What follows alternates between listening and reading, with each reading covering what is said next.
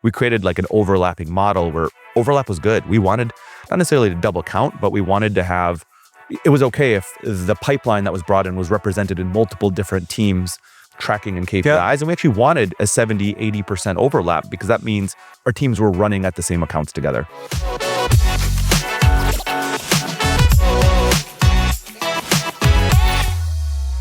Before we get into today's episode, I want to take a moment to share something that genuinely means a lot to us. The Healthtech Marketing Show recently won the Sway Health Podcast of the Year Award, agency category, and I'm honestly blown away by that.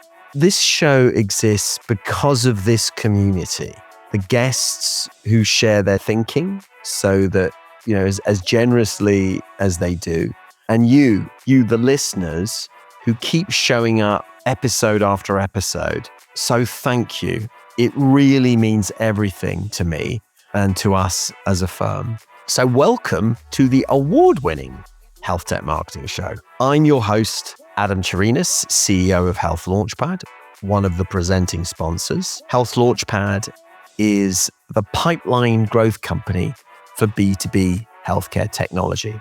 As always, a huge thank you to you for listening. And if this is, one of the first times you're listening to the show, please hit follow or subscribe. It'll make a real difference to us because it means that you'll get to listen to as many shows as possible. And a big thank you to our friends at Healthcare Now Radio, the 24/7 healthcare-only online radio network and podcast syndication service. Roberta and Carol, we are so grateful to you for everything that you do, and you had a huge part to play in this award. This is the final of a 3-episode miniseries on ABM and go-to-market strategy. In the episode with Clint Mooniam and from Sagility and Tony Mancuso from Onymos, they looked at ABM from a sales perspective. They were asking the hard question on what it takes to actually be ready to start ABM and what it takes to have the right target account list to get going with, the notion of starting with who.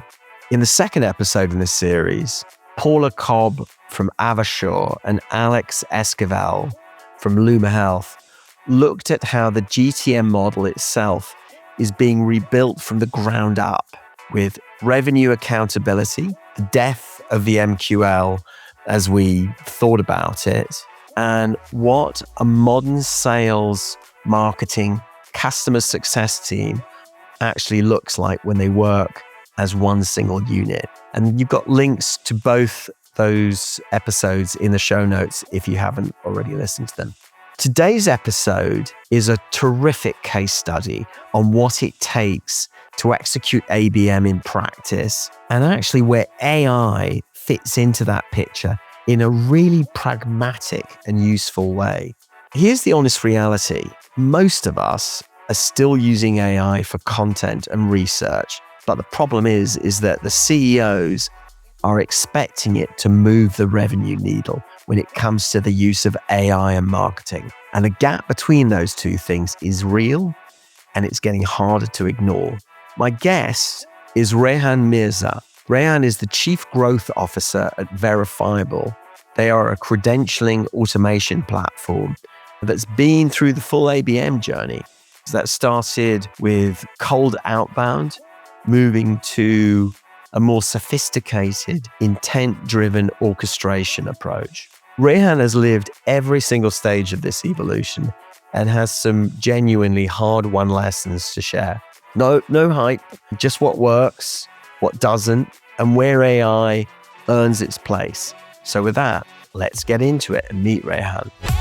Rehan Mirza here, Chief Growth Officer here at Verifiable. I was part of some of the founding team here. I initially got to come on as an advisor, think about go-to-market, and I get to say, I was lucky and I got to date the startup before marriage, but then I came on and... What were you doing before?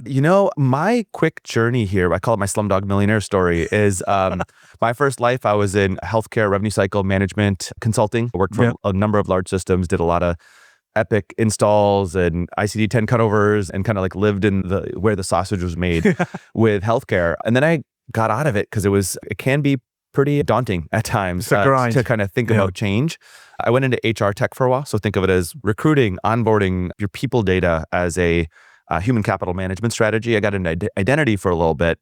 And then in 2020, when the first surge happened, my wife's a pulmonary ICU doctor. And so if you think about, and she got stuck in the credentialing process when she was looking to moonlight and support when the first surge was happening. So if you put all those experiences together, it's actually what really brought me to, or kind of helped get Verifiable off the ground, is in the early days, we saw the delays that were happening in the credentialing process, and we atomized what was making it take so long. And it's a bunch of checks and verifications that need to happen.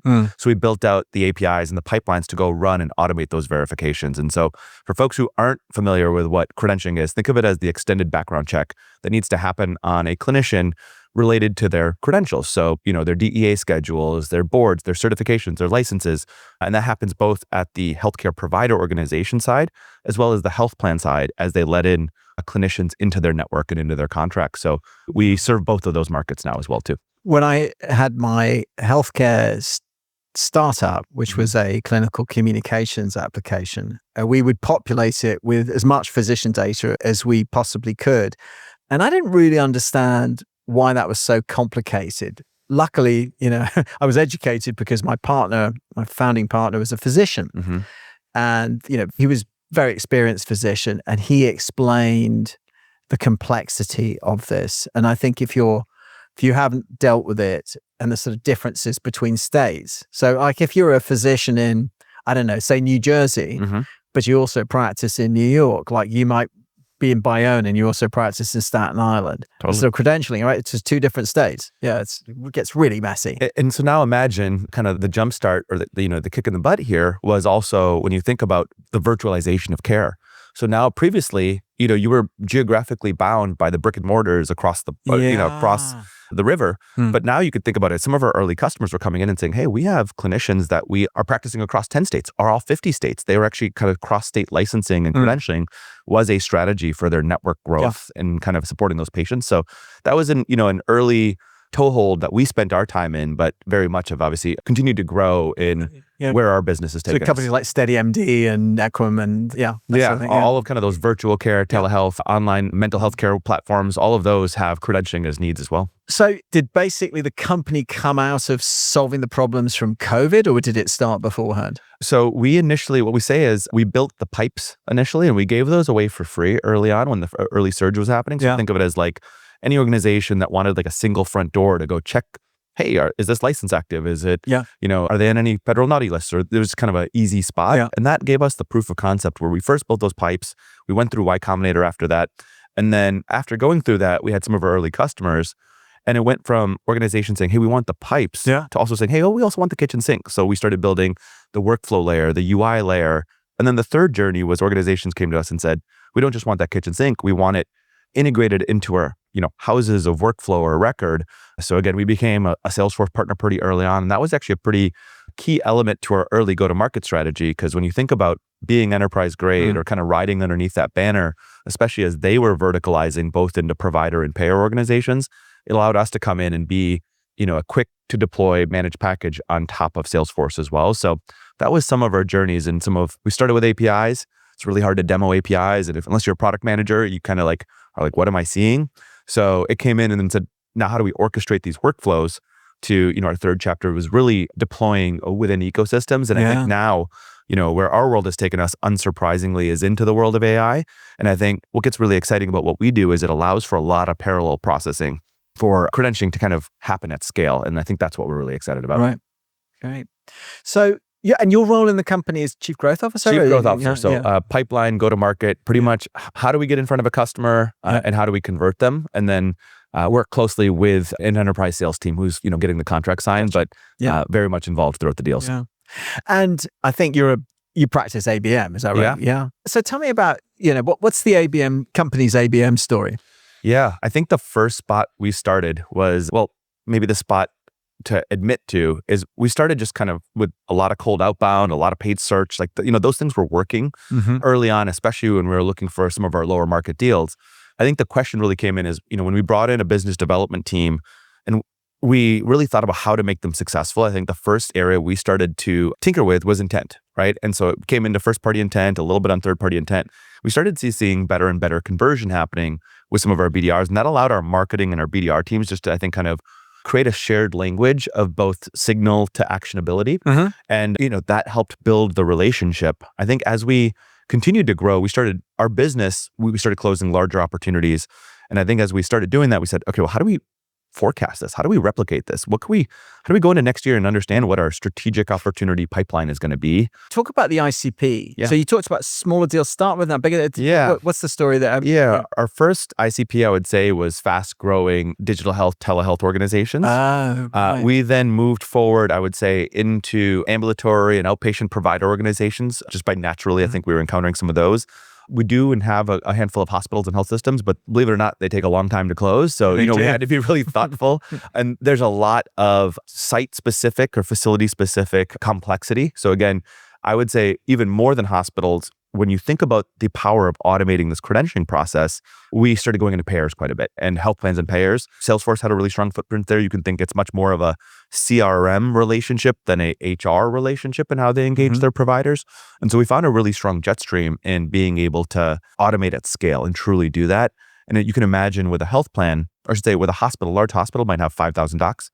A regional health plan has 50,000 providers. And our largest health plans that we support have 500,000 plus clinicians in there. So you can imagine the impact of being able to automate those verifications and streamline those workflows at scale.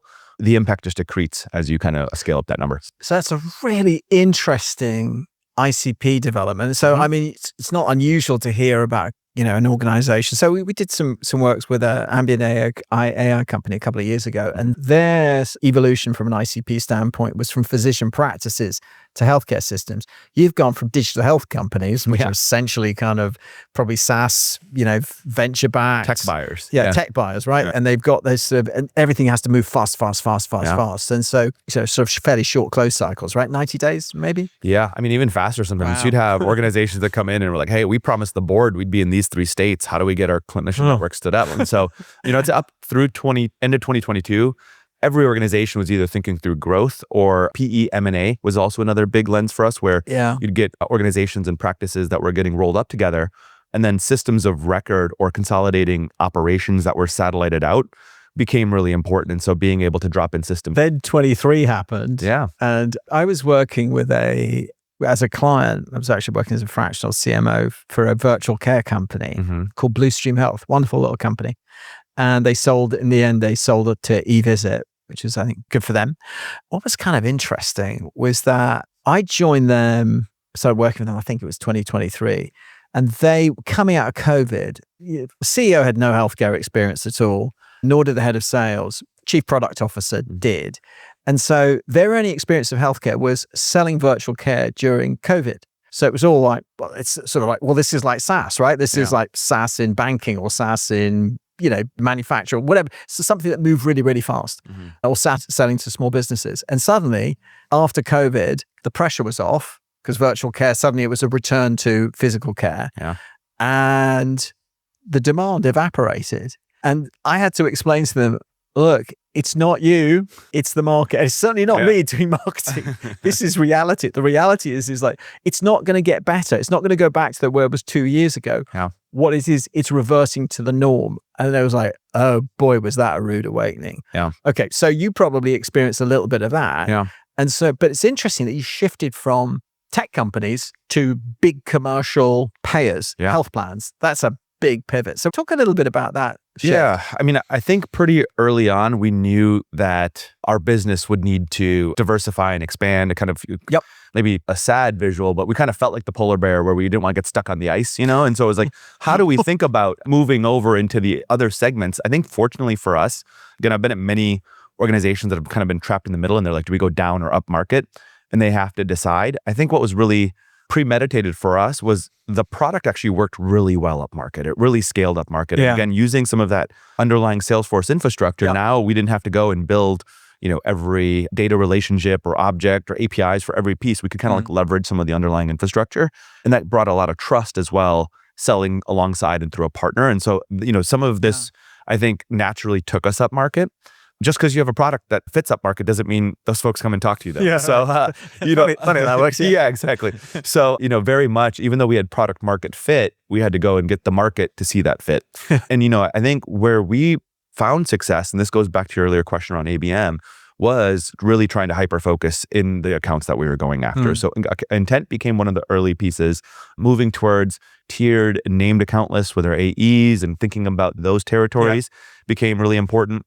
I think one of the other pieces that we have in our business is we really had to change our measurement of our attribution models, because to go and get an enterprise to come in, it's not one thing that causes it.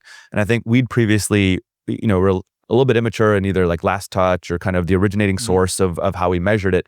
But really, when you get the BDR teams running, you layer in an event strategy, you have digital ads running from, orchestrations and sequences from intent platforms, all the way even to, our alliances team was going out there and having conversations once we knew an account was interested to go understand, hey, what system integrator partners do they have? What's their deployment footprint of Salesforce or otherwise right now? And so we get all of that information, and starting to put that together, I think started helping us drive more conversion. But I think for us, we had to move away from, okay, what was the thing that brought it in, and be okay with, hey, we know this is a collective sport. And yes, there's activities we want to measure that had an impact on it, but no one team gets credit over the other if those activities existed. So we created like an overlapping model where overlap was good. We wanted not necessarily to double count, but we wanted to have, it was okay if the pipeline that was brought in was represented in multiple different teams tracking and KPIs. And we actually wanted a 70, 80% overlap, because that means our teams were running at the same accounts together.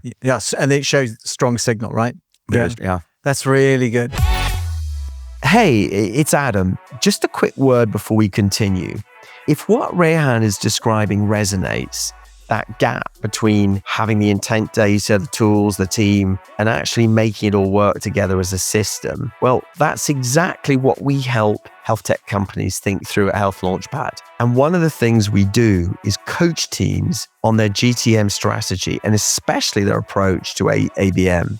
We work with marketing leaders to develop and refine their ABM strategy, coach the leaders and their team through implementation, and help them accelerate their time to results. And this includes where AI can genuinely speed things up rather than just add noise. If you're interested in exploring what this could look like, there's a link in the show notes to book a call with me. It isn't a pitch, it's just an opportunity to talk through the challenges that you're facing and compare notes. Okay, with that, let's get back to Rehan. And how do you have a dashboard that helps you with that? How do you build that? Yeah, some of this was we had to create our language and our definitions. What is a marketing engaged? What is BDR engaged? What is alliances engaged? And so what are the things that matter? We had to look each other in the face to be like, is this really a valuable signal that's happening? And we figured out time decays. We figured out what we wanted to track and said, okay, if these things happen in here, we'll give overlap and credit for each of the teams to be able to see and do that. And I think once we did that, it actually moved us to not just like, how does my team or how does a BDR hit the number of meetings booked? How does marketing think about the pipeline that they bring in versus like, we have one pipeline number and we're going to go and get that together. Yes, we want to understand things underneath there that are working, but a lot of that was we actually had to we worked on the culture shift or the team mindset shift even before our dashboards kind of came into play. But that allowed us to, I think, build the dashboards with like a level of earnestness in trying to get it right versus protecting budgets or fiefdoms by the dashboards kind of representing that prejudice. Yeah, that's very interesting. I mean, you really operate the sort of notion of a GTM team, a team of one, right? So because, I was having this conversation with somebody earlier on about how, the traditional model. So when I had my startup, it was kind of, and this is not that long ago, it's 7 or 8 years ago now, right? It was so the traditional model was sales, marketing. Sometimes they all reported up to the same person, sometimes they don't. If marketing reported up to sales, typically their job was generate leads. And when marketing didn't report up to sales, they might be able to spend more time on brand and things like that. But, definitely not. Sales and marketing alignment was certainly a big challenge. And as we all know, right, ABM fails if there's not sales and marketing alignment. It sounds like it's a non-issue with you guys because you started on the basis of like, we've got a single GTM team. You're too kind. Of course there's issues. I think of this as it's a practice. Yeah. And so you're not on any one side of ever done or ever completed. Yeah. We were successful in that first motion. Let's use last year and a half where we put this in place. We were able to start bringing those opportunities in. We start to convert those opportunities. But then, I think as we looked at it, you can imagine with OBBA happening, other types of, interest rates, kind of cycles, those types of things. Yeah. A lot of organizations pulled back their capital expenditures, right? And so we had generated this pipeline, but then what we were finding was our cycle lengths were getting longer. Our deal drop-offs were happening either after disco or demo. And so that really kind of made us put our investigative hat back on and say like, hey, how do we think about this as a team? No AE should be out there, going it alone. And especially as you could think about different stages that we were seeing drop off, we have this entire go-to-market apparatus. Now, our deal cycles, especially for one thing we really started to do was also understand inbound versus outbound. Yeah. The difference between, and actually from sourcing, hey, if it came in from a partner, it would move differently. If it came in inbound, it would move differently. How do we almost treat those opportunities a little bit differently in discovery and demoing became really important for us to think about. But I think the other piece here was our go-to-market teams, marketing, BDR, and our alliances team, prior to, we weren't really thinking about the role of those teams could play moving opportunities through the pipeline. We all know it's critical. We know having a closing dinner. We know getting a mid-cycle or an organization that's late in the pipeline, attending a webinar or hearing from customers or engaging with community is important. But a lot of our initial measurement was about how do we generate that pipeline versus accelerate and convert that pipeline. Yeah. And I think that's kind of our next stage of go-to-market is, kind of this surround sound. How do we do that in these 300 to 350 day deals, understanding prospect journey or opportunity journeys here? And if we're seeing drop off after, discovery phase, was it our messaging? Do we not create enough urgency? Do we need to move from ROI messaging to cost of inaction messaging? Hey, if it's after demo, what might be some of these other pieces we need to create a business case? And so now we're much, much more involved through each of those stages. And you can imagine marketing, product marketing, demand marketing, and alliances has a really big role into partnering on the deal committees. There's a real sophistication in how you're doing this. How do you operate and scale this? Your technology, processes, people, what is it about? Yeah, it's a little bit of each. I would say we've went through a intent vendor recycle. We were like, share names, why not? We were on 6 Sense. I think that gave us, our initial build. There was a lot that got black boxed in 6 Sense. So we moved over to Warmly. That moves us to, both account-based intelligence as well as contact-based. There's a lot more orchestrations we can kind of run to bring those contacts or those folks in. Allows us to go to second and third party intent too, that we're now kind of... what are you integrating Warmly with? With your marketing automation platform? CRM mostly, and then we're pushing back out from CRM into our marketing automation and some of our, and then we're adding Stack Adapt on that side to be able to kind of create audiences and really sort of again create that surround sound. So again, there's some elements of tooling. We are looking at AI SDR outbound SDR capabilities. Yeah. And we're thinking about it less, even though it's called an SDR. I think we're thinking about it more as a channel. How can we touch accounts that we're not currently touching? Hey, as we think about events and post events, maybe you're limited by your human follow-up of what you can do. Yeah. How do we kind of think about audiences that we can move through different types of enrichment, identification, and sequences? So technology is one part. This year, when I think of what makes us successful, the acronym that I've been using is CORE. And that's what we're thinking for my team. And so that's conversion. How are we thinking about conversion, both pre-opportunity creation, but through each of the stages? O is in orchestration. And so that comes into how is our cross-team orchestration happening? Some of that's some new tooling. Some of that's the measurement. Hey, how are we creating that shared language we did previously to share credit now in varying stages of what do we want to try to create and capture that's happening in deal cycles, right? So what are the signals? Hey, is there buying committees? Is an account that has 6 contacts engaged, actively engaged, better or more likely to close than 2 contacts? Our Gong data says it's 4x more likely to close, but again, that exists in a silo. So how do we start understanding what we want to create? And then, adding the measurement on that for our teams to be able to do. R is for resonance and reach. We got a bunch of AI and we're doing some cool stuff. I think the AI BDR falls in that spot. And then ecosystems is really the E for us, again, with Salesforce. And so how we pull off ABM, it's it's a different formula for everyone, but I think that's a little bit of what we're betting on going into this next year. Right. It's rare that you get the opportunity to listen to the evolution of ABM within a single organization in such a short period of time. A really fascinating story. I want to close with one question for you, which is looking back maybe on the last few years, the time with Verifiable, what was like one thing that went wrong, or like something which was a big kind of like screw up or whatever, something that was not what you expected, but was like one of the best lessons that you had?